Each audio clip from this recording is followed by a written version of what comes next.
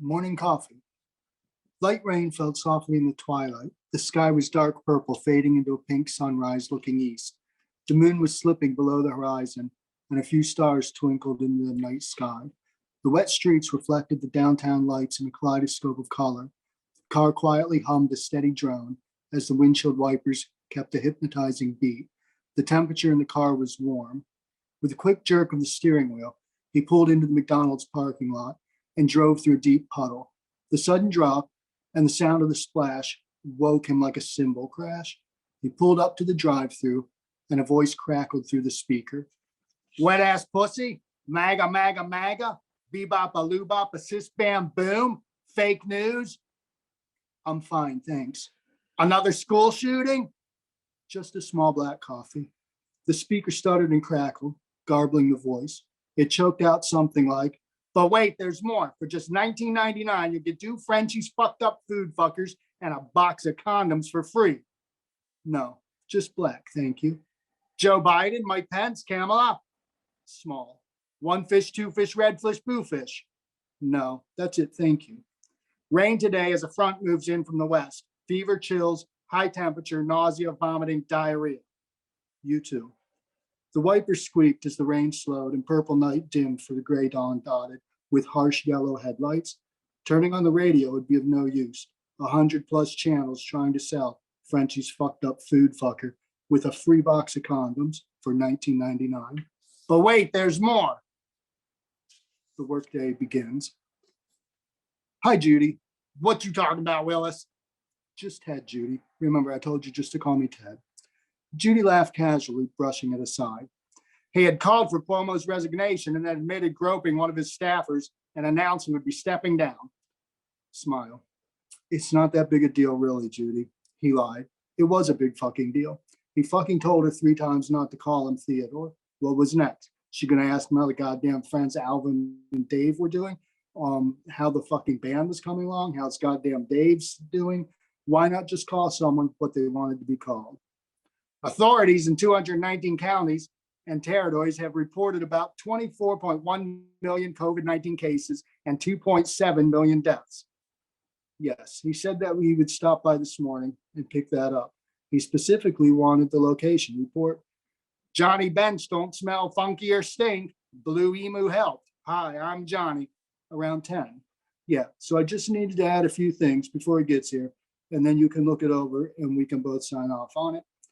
Electric scooters are now disrupting wrists, elbows, and heads. Injured scooter riders are flooding U.S. emergency rooms. Sure. As soon as I finish it, I'll let you look it over. Snap, crackle, pop. Okay, if you're sure. Sildenafil citrate is an oral therapy for erectile dysfunction. It is a citrate salt of glucosamine monophosphate, GP5DE. For most patients, the recommended dose is 80 milligrams taken as needed approximately 1 hour before sexual activity. However, Viagra may be taken anywhere from 30 minutes to 4 hours before sexual activity. The maximum recommended dose frequency is once per day. Yeah, I saw that. I sent it up to real estate. They said it met the criteria, so I really didn't see that it was an issue anymore. Let me get started on that, and I'll have it for you in about an hour. Based on effectiveness and toleration, the dose may be increased to a maximum recommended dose of 100 milligrams or decreased to 25 milligrams. The most common adverse reaction reported in clinical trials are headache, flushing, dyspepsia, abnormal vision, nasal congestion, back pain, myalgia, nausea, dizziness, and rash. No, it was only 16, Judy. Side effects of Accutane may include depressed mood, trouble concentrating, sleep problems, crying spells, sudden numbness, blurred vision, hearing problems, seizure, severe pain, nausea, vomiting, loss of appetite, severe diarrhea, fever, chills, body aches, bruising, bleeding, joint stiffness, bone pain, or fracture. I know that, Judy. I'll be sure to include it. Lunch break. Sure, Andrea, you can sit here. I'm almost done. I heard about your husband. I'm so sorry. How are you holding up? Lately, I've been eating the heck out of Fritos. You know what I mean? My husband, right? He was eating the heck out of chips. And I said, I don't want to do that. Fritos, I heard the weather's supposed to be bad today, or was it good? I can't remember now, but I like my junk food, you know, hon, and lollipops. I love my lollipops. I'll go through a whole bag of them in a week.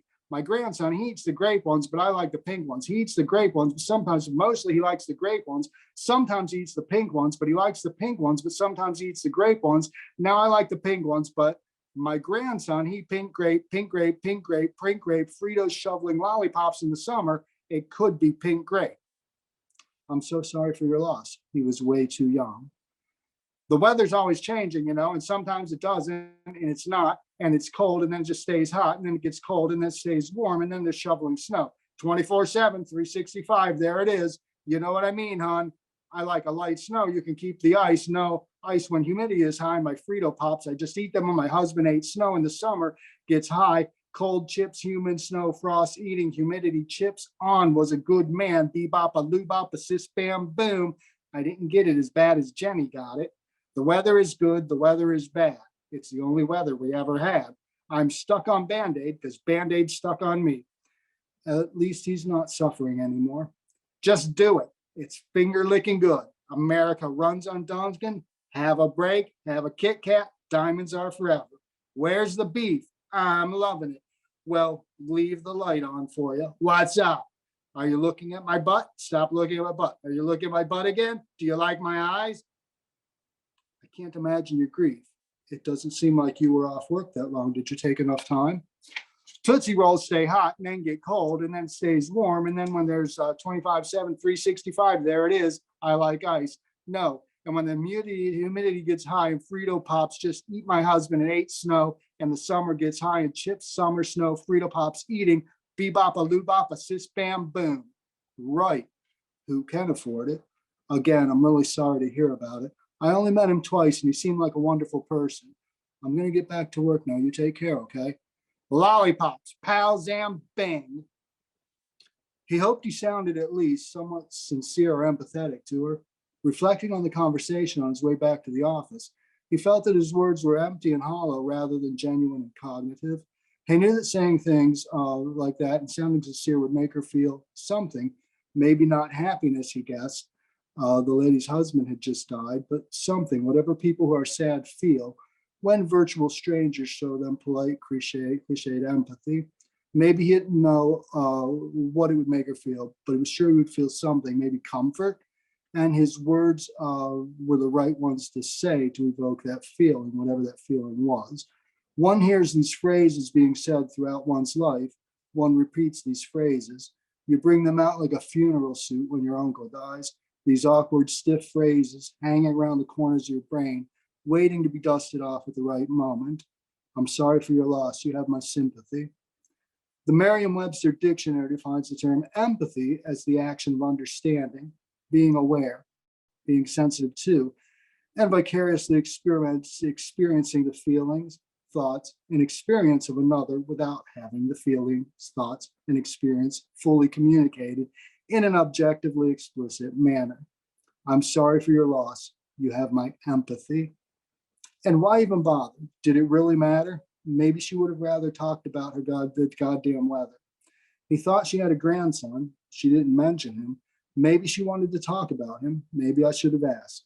Sorry for your loss. You have my empathy. It's all so fucking complicated. I need to remember to eat lunch in my fucking car tomorrow. And the workday ends. The elevator was crowded. Hi, Jeff.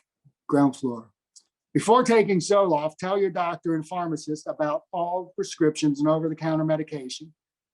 Ground floor, please. A rash, hives, swelling, or trouble breathing may be the symptoms of an allergic reaction. And then he saw her in the back corner of the elevator. Hey, Claire, I thought you left town. She replied, at the last moment, I decided not to. The offer just didn't feel right. I was going to call you tonight. Do you want to get together and have a beer or two? I'd love to. Great. I'll call you tomorrow.